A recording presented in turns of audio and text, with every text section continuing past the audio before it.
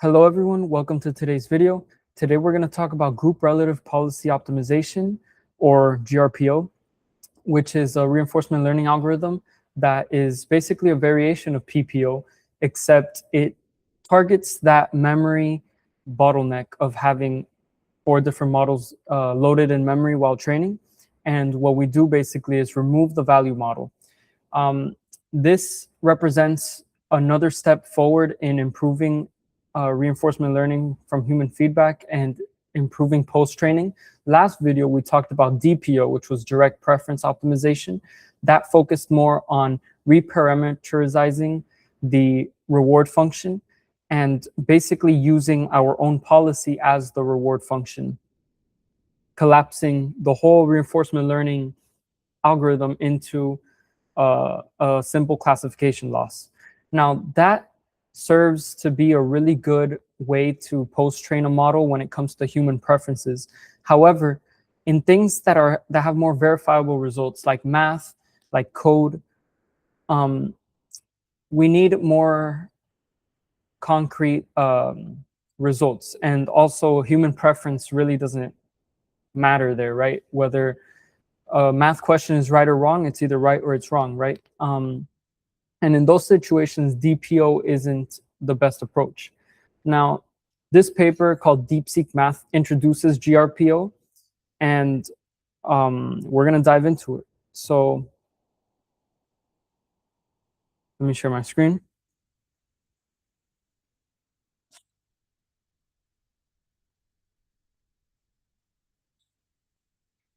So here it is. This is DeepSeekMath. This is the paper that introduces GRPO. And we're going to build it in JAX. And you're going to see a lot of the similarities between this and PPO, but you're also going to see what this tries to improve upon PPO on. So yeah. Let's get into it. So this GRPO is used a lot, like we talked about, in math related or like logic related LLM post training. And this is the paper that introduced it, DeepSeekMath. DeepSeekMath basically introduces DeepSeekMath 7 billion parameters. And they compare to a lot of models on these mathematical data sets and show a lot of improvement with 2 different things that they focus on. Because at the end of the day, this paper introduces 2 things. I mean, if we read the abstract, they introduce DeepSeekMath, like we talked about, by pre-training this base model, this coding-based model, on 120 billion math-related tokens. Now, they show that as the first contribution, and over here, kind of cast it away to the side, or secondarily, they have the introduction of GRPO, which is a variant of PPO and enhances mathematical reasoning while optimizing the memory usage of PPO. That's basically the calling card of GRPO, right? Because remember, with PPO, we have the policy and the reference, of course, but we also have the need of a critic, or our value model. In this instance, we completely get rid of it.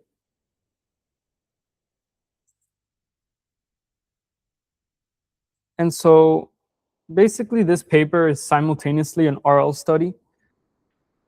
We can say it's simultaneously an RL study with GRPO, except more inclined towards LLMs,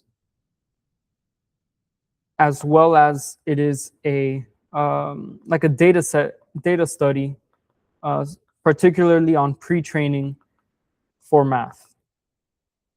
Now we're going to focus more on this part right here. We're going to focus more on the RL part, but you guys can read this paper and see what they do in the pre-training aspect. But yeah, let me jump into the reinforcement algorithm. I mean, you see it here, contributions.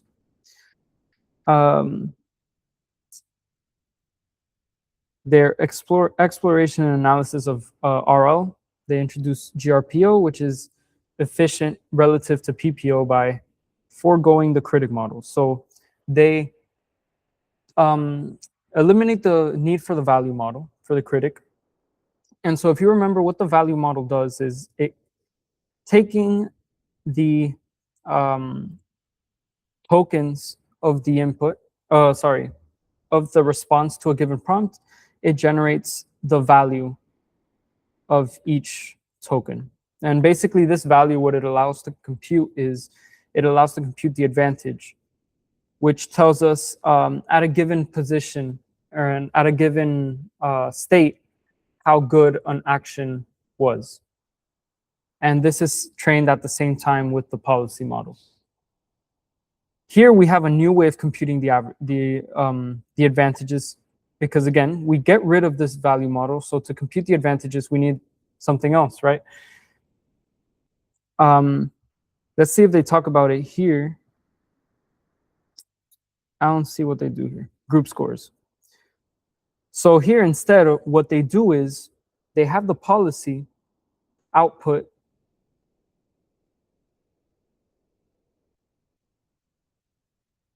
G different responses.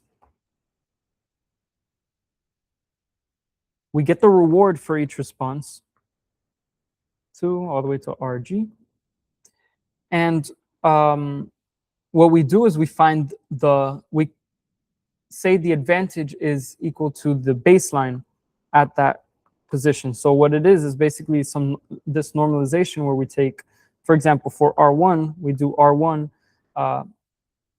We'll look at it later. I believe it's minus the mean of all the R's, of all the rewards, and then we subtract it by the standard deviation of the rewards. And this way we get an advantage per response. We're going to look into this more in depth, right? So here they talk about more things that have to do with reasoning and math. You guys can look into this. Again, we are more focused right now on the reinforcement learning post-training.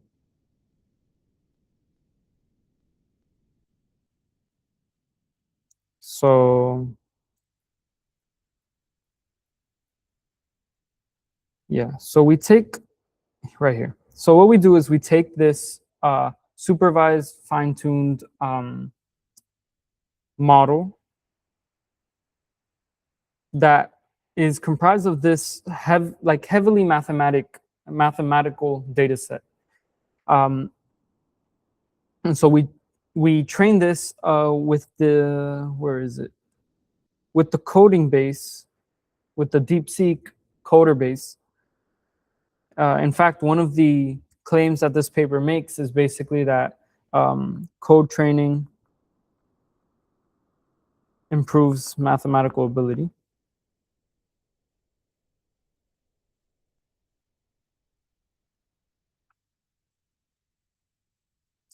And for the third step, as we know, in the post-training process, we jump here. So let's see. Here they introduce GRPO. This is basically an explanation of PPO. I'm gonna read it. PPO is an actor-critic RL algorithm. We know that. That is widely used in the RL fine-tuning stages. It maximizes this objective. They write it out a little bit different from what we're used to, but for example, they use Q to represent question. They use O to represent output instead of like X and Y. And so what they're saying, we basically find the average per output and per token in the output. We find the minimum between the ratio and the clipped ratio. Nothing different from what we know. However, in GRPO, you see it right here. In GRPO, oh, and here is our reward function, right? We have our reward, And what we do is we subtract this KL penalty so that the model doesn't stray away from its reference model. Now, GRPO is a little different. The main objective that we try to optimize for the policy is this right here. And I'll explain the slight changes that come forth when you remove the critic model. Namely, we generate G responses, basically an output of size of the group, right? Let's say there are 3, or we put 8 groups, then we have 8 outputs. And so we find the average here, and then we do the same thing here, right? Per output, we optimize this. This is PPO again, or very similar to PPO, right? Except we have a different advantage. And included in this system, included in this, we add this KL penalty in the loss, instead of here where we include the KL penalty directly to the reward, right? Here we do it directly to the loss. Where are we? And yeah, so epsilon and B are hyperparameters. We know that.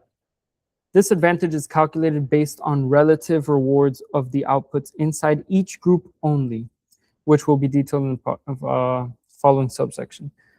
The group relative way that GRPO leverages to calculate the advantages aligns well with the comparative nature of reward models, as reward models are typically trained on data sets of comparisons between outputs on the same question. And instead of adding, like I said, instead of adding the KL penalty in the reward, we regularize this by directly adding the KL divergence between the trained policy and the reference policy. Yeah, because, where are we? Because this is how we calculate the advantage now. So for each question Q, we generate G outputs, output O's, and we sample them. And so we reward G, we compute G rewards. And then these rewards are normalized by, there you go, subtracting the average and dividing by the standard deviation. Like I said before, the advantage in this case, instead of being calculated by the GAE, what we do is we calculate it using all of the sampled rewards. And so that is R of I minus the mean of all of the R's over the standard deviation of all of the R's. One quick thing to note is that the KL penalty is slightly different here than it is in PPO. They use this KL penalty term. And this is important to star, because in the implementation, I didn't exactly realize that at first, and that's something that I had to go back and fix. But there is a different KL penalty, which is basically, like it said here, guaranteed to be positive.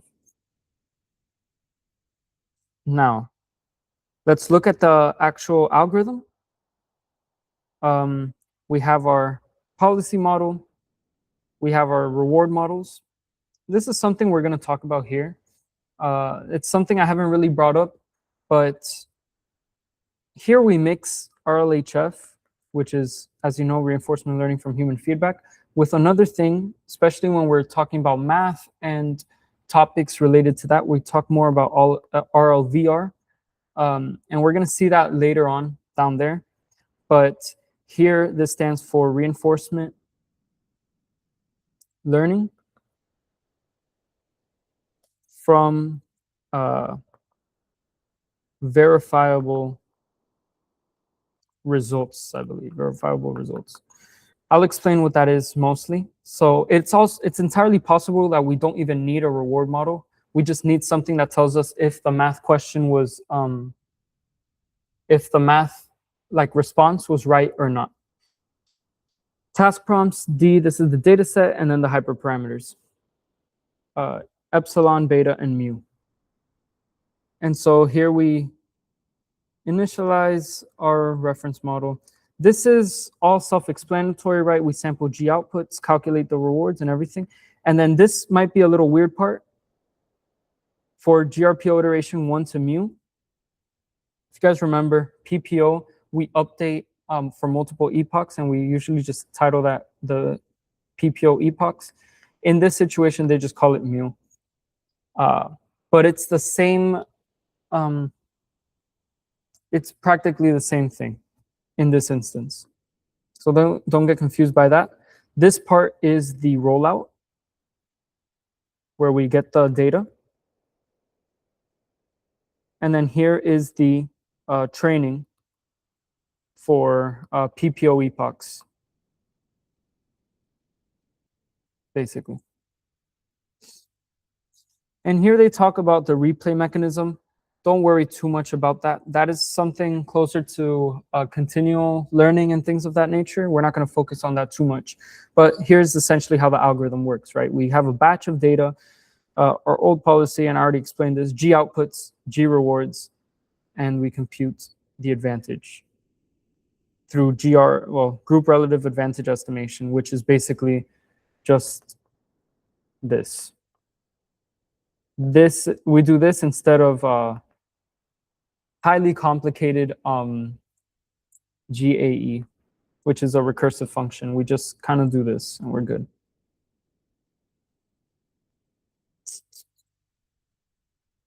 Let's see. Yeah, I mean, that's the difference between GRPO and PPO. Here they talk about PRMs. We haven't gone over that yet, but maybe we will in the future. But right now, let's just focus on outcome supervision, which is basically what we've been working on and doing throughout this whole series.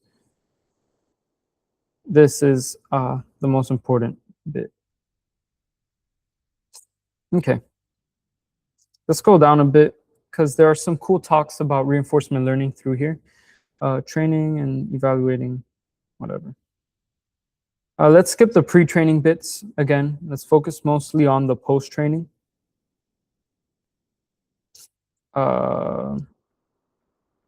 Insights of reinforcement learning towards a unified paradigm. In this section, we provide a unified paradigm to analyze different methods. Here are the different methods that they kind of compare. I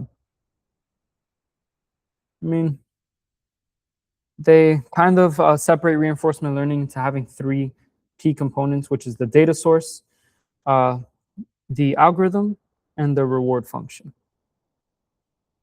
Go more in depth into this here. Is this? Oh, right here. This is what I wanted to talk to you guys about. So you realize that there are some things that the reward function is claimed to be a model, and then in some where the reward function is claimed to be a rule. Realize when we use the reason for a reward function is because sometimes for conversational components, there is no right or wrong. There's just preferences by humans, right? So we need something to reward to be given a prompt and a response, and to give some reward, basically saying how good this response is. However, when it comes to math, the question is right or wrong, basically. And then sometimes we can just bypass having a whole reward model by simply having a reward function that gives you like a 1 or a 0, depending on if your answer is correct. In a lot of these math data sets, they basically utilize this approach.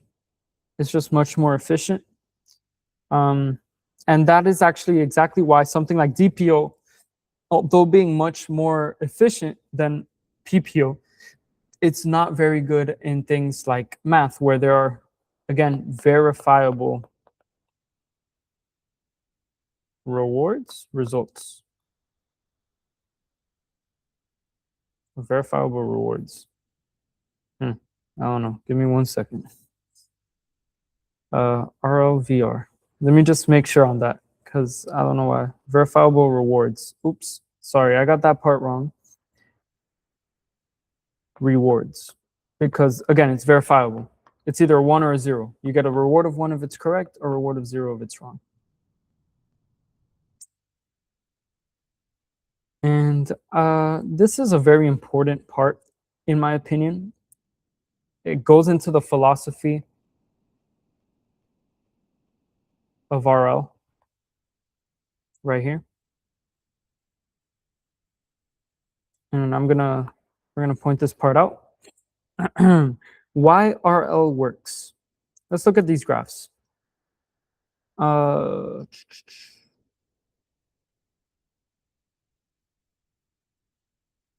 For different data sets, we know GSM 8K, we've used it before. Here's a math data set. Here's the accuracy and K. Majority at K using RL starts over here, ends over here. And then majority at K, or pass at K with RL.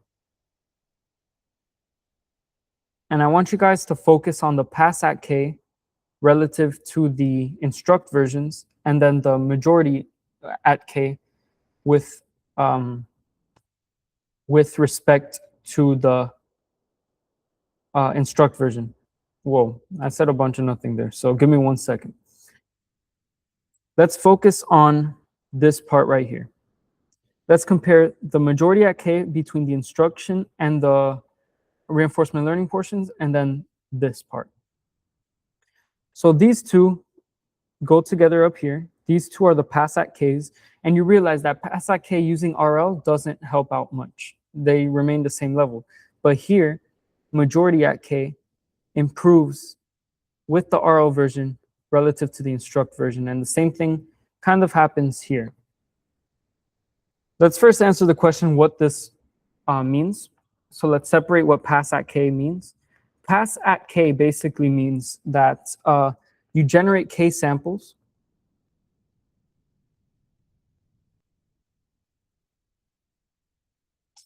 And then if at least one of them, of those K samples is correct, then you just, you count this as solved.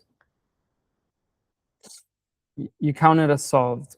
And so majority at K is different from this because here we generate K samples, and from those K samples, we have like a majority vote amongst them, and we check if basically if the main one that gets voted is correct. If it's correct, then we count it as correct. Now you realize that RL doesn't improve here, but RL improves this. And so an argument that they make, we're going to read this, is that this seems to show that the improvement or using RL, let me find a better way to explain this. In reinforcement learning, basically what they find and what they claim of RL is that instead, since it doesn't improve pass at K, they practically claim, or they say that, or my interpretation is that this means that a model is always going to more or less have the same, have the correct answer in its distribution. Model will have correct answer in distribution. However, here in the majority count, what RL seems to do is that it seems to make finding this correct answer more probable, if that makes sense. And so the argument is that RL doesn't introduce new knowledge or teach new knowledge for a model.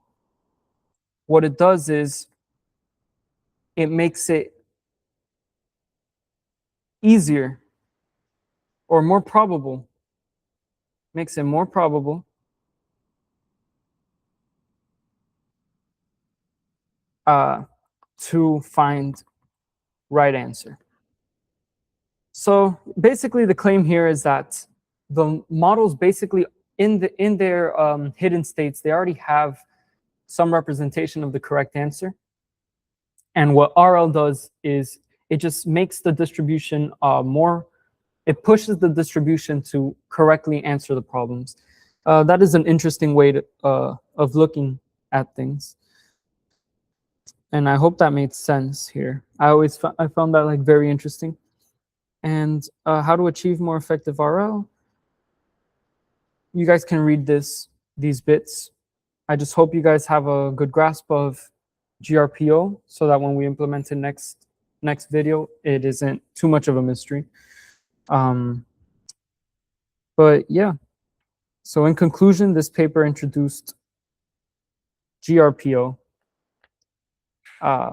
which removes value or removes the critic. And by removing the critic, we now calculate the advantages by this equation, which normalizes a bunch of groups. We get our policy, we generate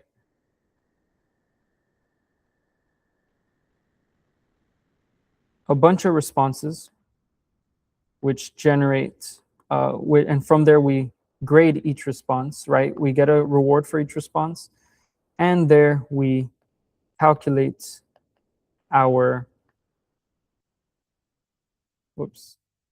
and there we calculate our advantage. And so we find the average throughout all the groups. I hope you guys enjoyed this video and understood something, got something out of it, and I hope you guys are more inclined to read this paper. I skipped over the pre-training bits, but I hope you guys understand the reinforcement learning bits and why it's a good RL algorithm for reasoning and math, right? And so next video, I'm going to draw a diagram as we did with PPO, and we're going to build this from scratch. So thank you guys all for watching, and I hope you guys have a good day.